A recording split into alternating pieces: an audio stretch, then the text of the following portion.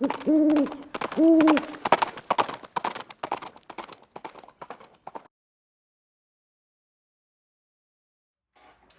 hey guys, it's Viejo here, and it is the first week of June in 2024. We had kind of a typical spring day here on the central coast of California. It's overcast in the morning, sun comes out around noon or so, and it never gets real hot. Hey, today is the kind of the second part of this idea of using Lee's, they call it Gatling gun style of bullet magazine, in conjunction with the Lee breech lock push-through bullet sizing die. And what this allows us to do is feed this magazine directly out of the sizing die, saving us the step of hand feeding bullets into here. And I think that's the best use of this, is with cast bullets. Otherwise, unless you've got a pretty reliable bullet feeder, collating system that can drop bullets in here base first every time, then it does work really well with this cast bullet system. But and I'm going to be using this over here on the Dillon press, actually, which is a little weird. I suspect that most of you won't be doing that on a 550 anyway. It will work well on a 650 or 750, but a guy really does need 5 stations to use this bullet feeding system. It can be done, as you'll see.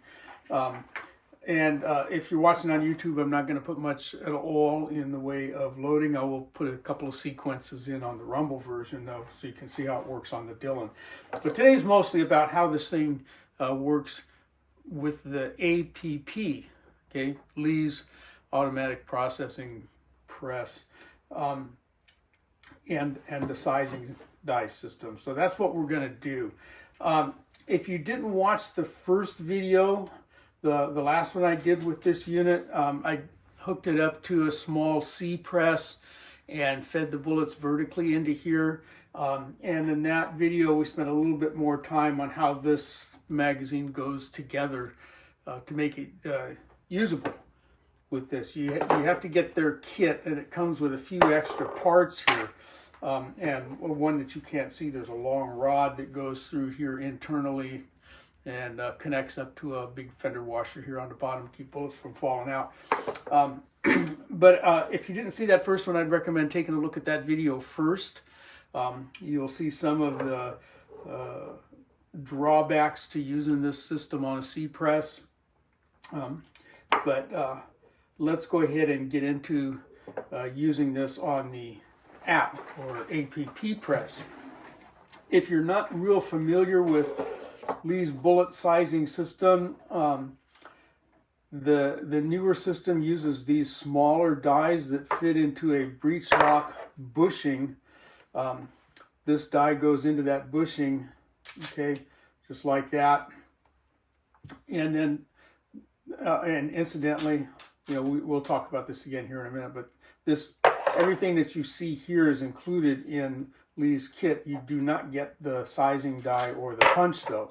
All right, so our die goes in there first. This top piece screws in there just like that. Okay, there's a separate tube that goes in here. This little plastic piece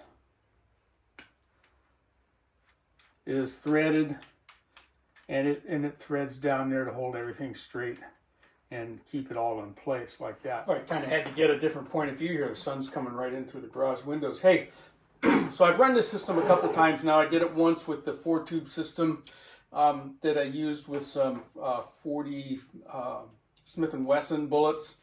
And I'm going to show you that a little bit first, just kind of as the setup on how we have to add this extra part to use the rig with the APP. And then I did some with some 9mm rounds that I actually went ahead and ran and loaded. And I used this setup on the Dillon 550, a 4-station press. A little tricky to do that, but you'll see how that goes. I won't show you any of the loading video at all on YouTube. They're getting even more stringent on their rules. So there will be some loading sequences over on my Rumble channel, though, if you want to go watch that. The whole thing runs well. It's a good system to use with the app press. Not so much on the C press, I think, but it worked well enough that I bought 2 of the kits, and they're cheap. It's just a fender washer and a rod, basically, that goes up through the middle and sort of holds this whole thing together. So that I can keep these 2 systems set up. This one will handle my 9 and 38.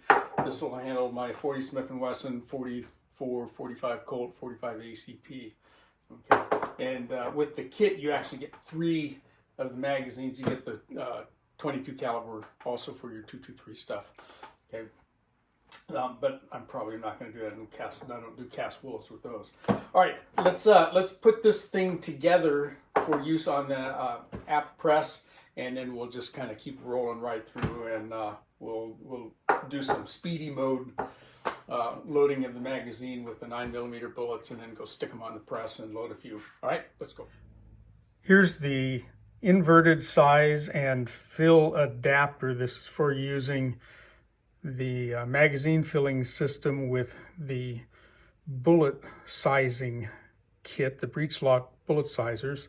And this is the adapter you need to suspend the magazine underneath the app press. So all there is this tube. That's a rod, actually. It's not hollow all the way through. And a fender washer and a round nut.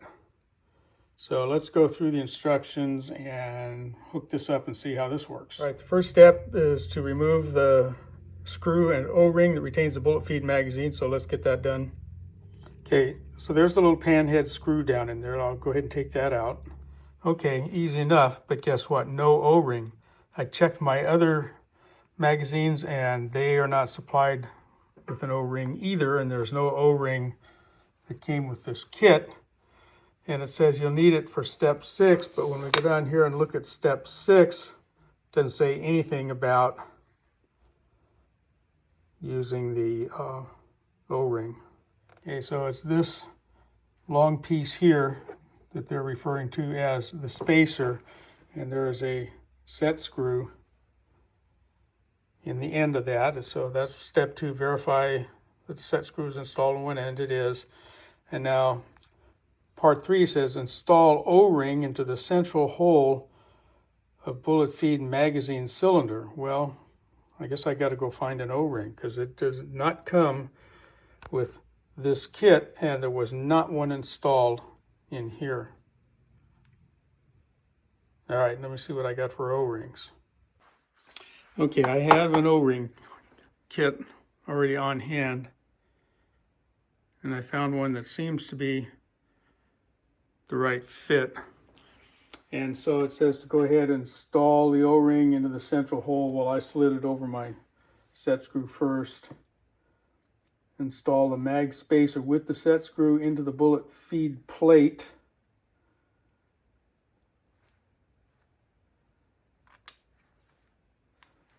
Okay. And then lightly tighten the mag spacer into the plate. Okay, so we will do that. And this is just plastic in there. There's no metal nut in there. So we'll go ahead and turn that into here. And it says finger tight. I'm guessing tight enough so that we can still rotate this.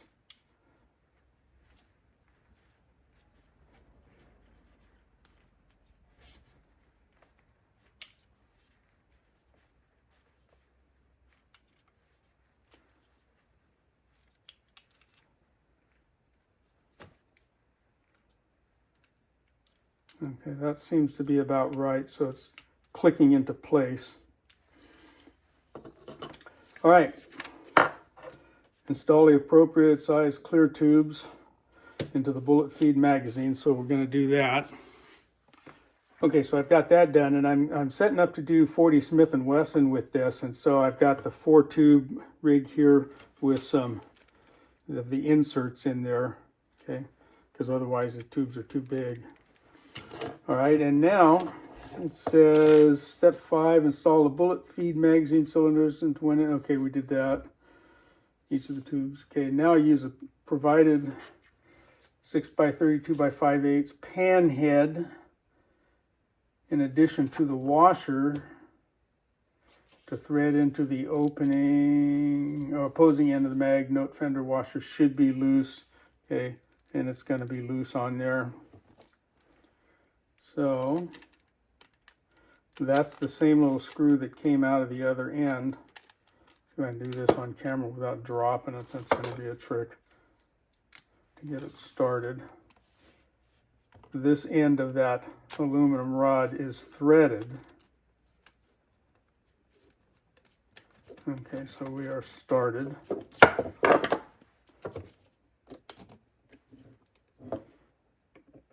It says it should be loose. All right. It's fairly loose. Okay. The round retainer nut can now be installed on the hex head plug. Okay.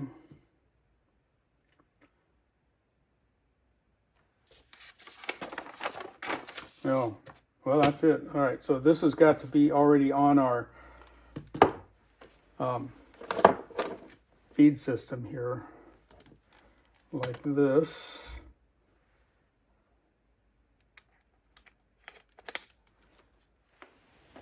All right, so what we got to do here, this is going to be hard for me to show you guys because everything's going to be in the way, but that's just going to be the way it is. So we got to, there's not a whole lot of room to work in here with this, so this part here has to be kind of slid out of the way a little bit, and we'll start that nut on there. Okay, and I think you can kind of see that it's got to fit into this groove. Okay, and once we are there with that, we can kind of tighten that up, and that apparently is what's going to hold this whole thing up while this is upside down. Okay, a lot of plastic there to hang on to all of this weight, seems to me like. But that should be it as far as what we have to do. Let's go ahead and get us a die installed in here and put it on the app and see what happens. All right, we're going to be using the 401 sizer die. So these dies go into this bushing. The lettering end goes in first. That roll mark goes in there first. Remember, this is the piece that I had all that problems with last time. It was all fouled in there and I had to clear it out. Okay, so then this is going to screw onto here. And we get that tight enough so that this doesn't rattle anymore. And then let's go over here to the app press. And this is my first APP, and I've got it just kind of set up solely for bullet sizing. I have another one that I use for my other case processes, case work and so forth. So this is going to go up into here, and it's breech lock, so it fits in there, and it's pretty wobbly down there, but let's run some bullets through and see what happens. I have fears of this whole thing just crashing apart, but we'll find out. All right, here we go. Let's see what happens. Hey, there it goes.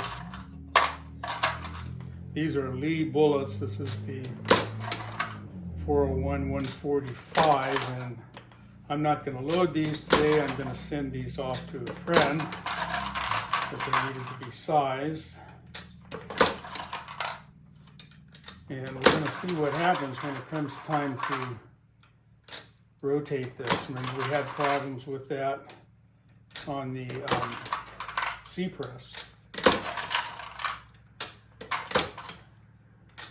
I don't use the bullet feeder system when I'm sizing bullets because you still have to hand load the bullets into that magazine, and if you're going to handle the bullets, you might as well just throw them right into here. That system never made a whole lot of sense to me.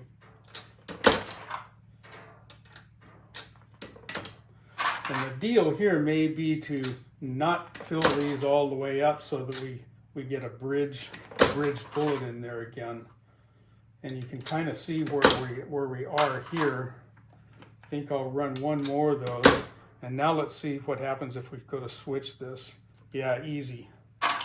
Okay, and that's because I didn't let them fill the tube all the way. This time I'll see if I can load the tube all the way and see if I still have that bridge problem. See if that can be worked around.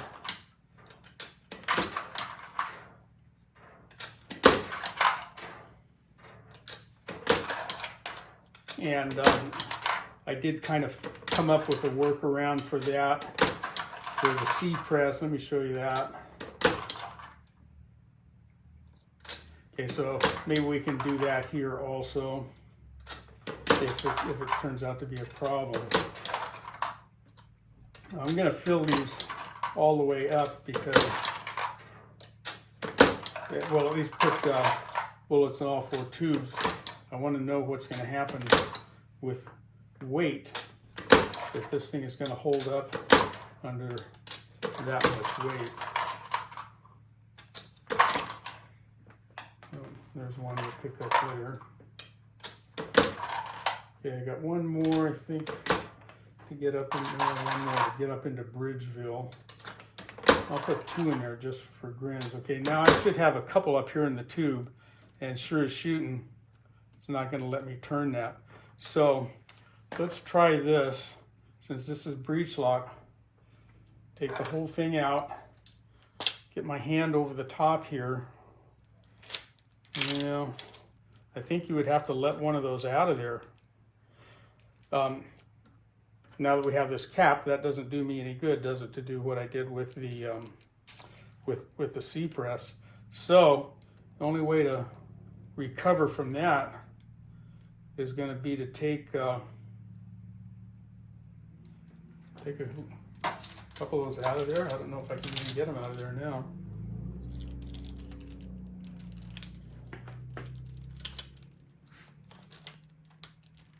Yeah, once those are bridged when we're in this system, you're kind of screwed, I think. Hang on, let me think about this for a second. All right, I can't come up with a good way to get past that bullet. So what we're going to have to do here, since the end down here is capped, I'm going to have to take this end off and get those last couple of bullets out of the system there. All right. And then put this back on, and I think then the ticket is going to be, we're just going to have to watch those tubes as they fill and not let them get higher than right about there, because once you get one more bullet in there, it's going to bridge. All right, so we'll go ahead and put this back up in there. And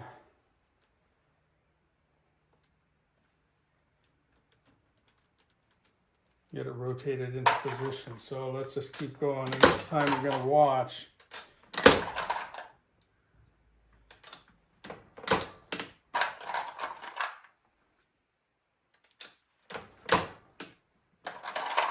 And not let that guy get that full. In fact, I'm going to turn this around. I can't see that tube back there. So I'm going to put this into position here where I can see that tube as it fills. That's one more. Okay. Okay, now I can see this tube as I'm filling. I had it arranged so that that tube that I'm filling is behind the others and couldn't see it, so you're going to want to set this up so that the tube that's being filled is toward you, and that's easy enough to set up with the breech lock system.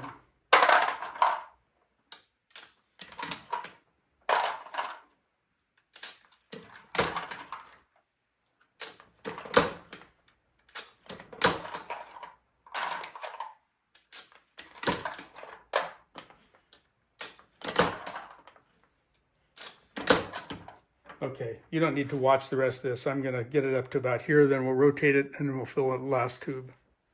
Okay, here's what I mean about watching this. Okay, that's going to be the end of that tube. I don't want to put any more in there because it's going to, the next bullet's going to bridge across between these two pieces, and I won't be able to easily rotate the magazine to the next empty tube. Okay, so I'm just going to go ahead and fill this one up now. All right, so not too long ago, I cast up a bunch of my favorite 9mm bullets. This is the Lyman 356-402. It's a 120 grain truncated cone bullet that I like to use, and I use so much of it that I sent a couple of them off to Lee to have them custom make me a seat stem for their seating die, which works real well for me. Anyway, we're going to make a couple hundred of these today. Obviously, I'm not going to show you all of that on camera. There's no point. This is about hooking this up and showing you, you know, what do we do with it once it's full of bullets. Okay, how does it go onto the press? And so over here on the Dillon, and that could just as well, you know, fill in your multi-station press. You could use this on Lee's 4-hole classic turret, or if you're one of the sad few who recently bought the Lee Ultimate turret press. I have one, don't like it, not yet. Lee's got to fix it.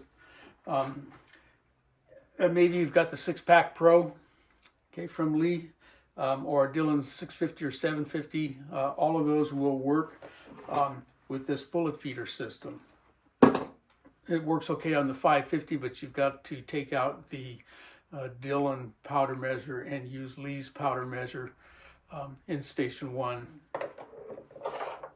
We attach the magazine to here, and that's held on by this little round knurled nut that also is supplied with the kit. Okay, so our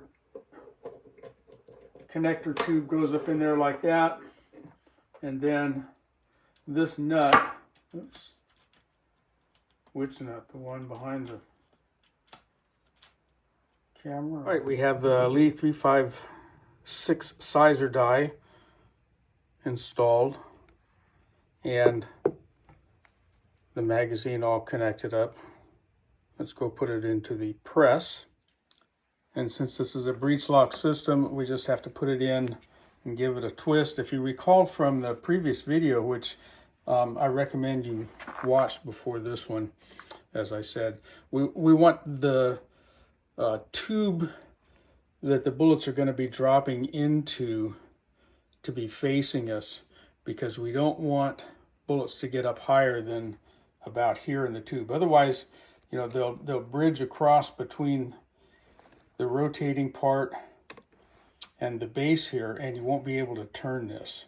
So, you know, when you see your bullets are right up about to the edge here, that's as far as you want to fill. Then you want to rotate to the next tube. Okay, so here's the process. Okay, we just drop our bullets in there nose first, and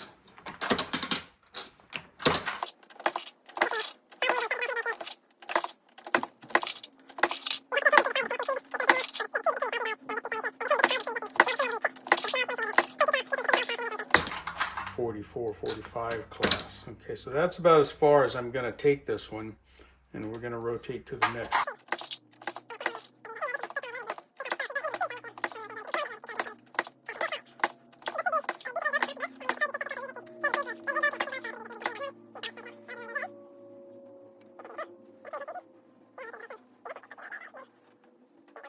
Piece. I was turning the black part, not the red one.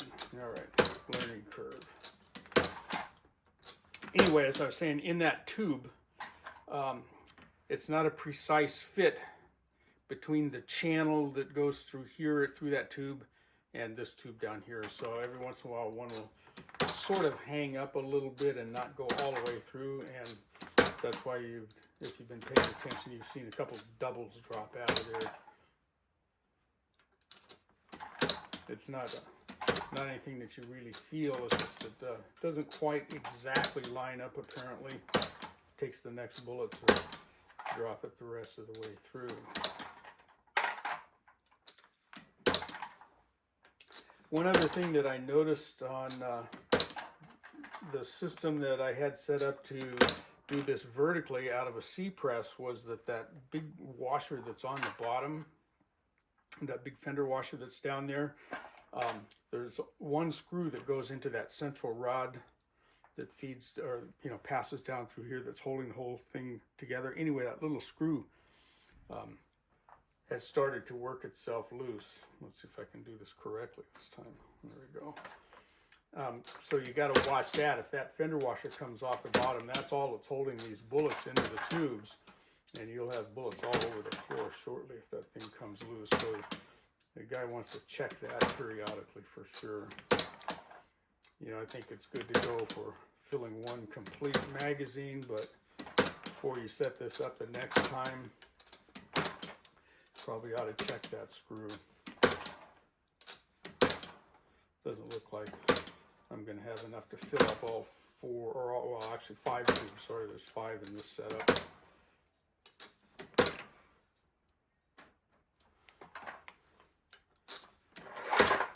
We'll be close. I'm thinking that each of those tubes holds probably close to 20 bullets. That's about what it looks like to me.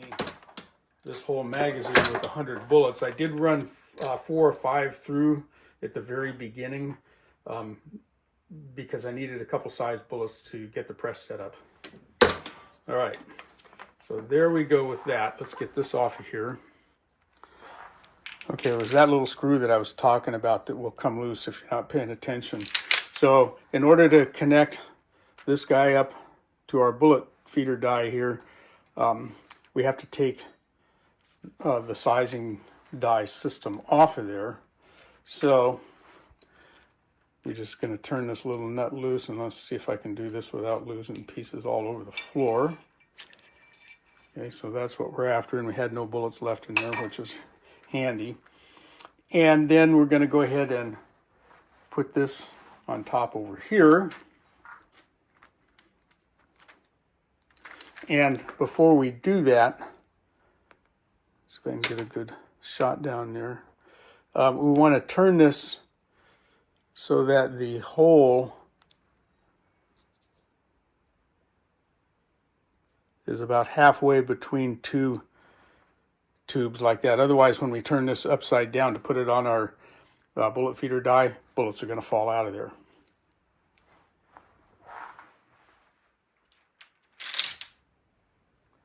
Okay, I had to get this lined up correctly. It's a tight fit.